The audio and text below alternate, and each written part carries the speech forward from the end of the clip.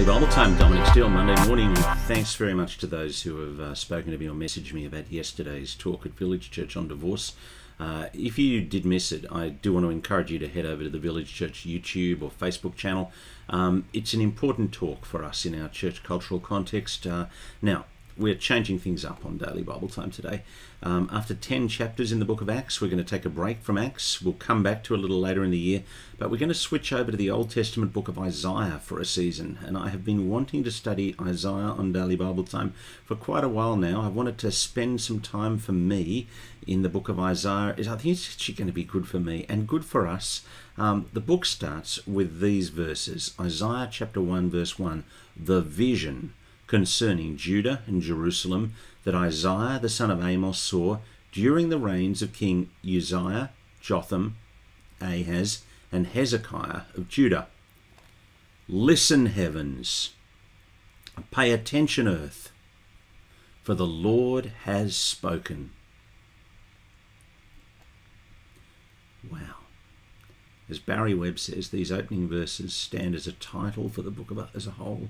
They're packed with information, vital for a correct understanding of the message. The whole book of Isaiah, all 66 chapters, it's a single vision, a single unit under a common heading. And the vision comes during the monarchies of 4 different kings, Uzziah, Jotham, Ahaz, Hezekiah, of Judah, the southern tribe. Now, this season of Jerusalem's history, especially after King Uzziah, was a time when God's people Israel and God's city Jerusalem were under the threat of destruction, firstly from Assyria. And as Webb says, the vision was to help Israel see, by divine revelation, what God is doing with the nation and why he was doing it.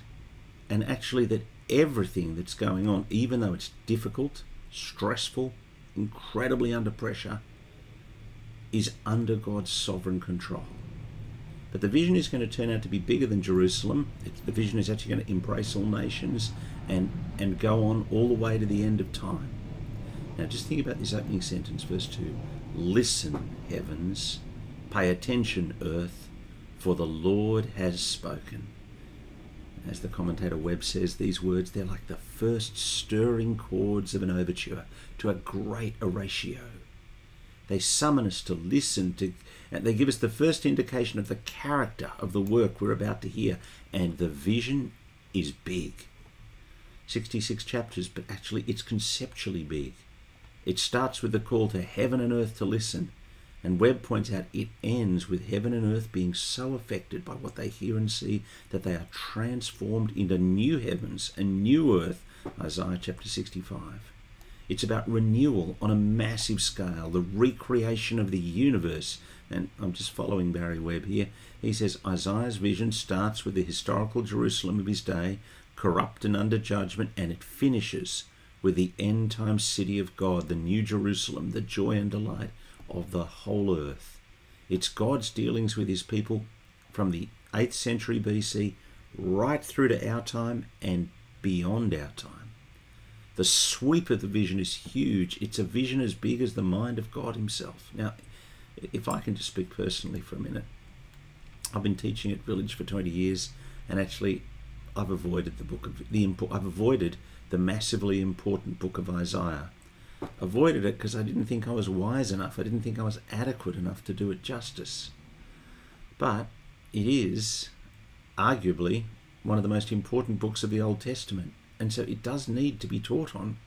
And so I thought I might spend this time with you for this season just working at getting my head around the book of Isaiah and working myself up to teaching it on a Sunday a while down the track. Webb says the vision of Isaiah has many impressive elements. Assyria's looming large, Babylon. There's all these different nations and persons vying for our attention in the 66 chapters, but there is a particular focus or eye on Judah and Jerusalem, and particularly a figure who will appear before our eyes in chapter 9. A figure with royal titles which link him in the most intimate way with God himself in 9:6. He's a shoot from Jesse. He's the ideal king from the line of David, chapter 11. He's endowed with the Spirit. He rules with perfect justice. The term Messiah, I mean, that belongs as a term to every king of the house of David, but this one, from chapter 9 and chapter 11 of Isaiah, this one is the Lord's Messiah, the final and the perfect Messiah. Now, there is so much more to say, and we have the days ahead, the weeks to come on Daily Bible Time to do that. Look forward to you being part of this journey into the book of Isaiah. Thanks for joining us. God bless.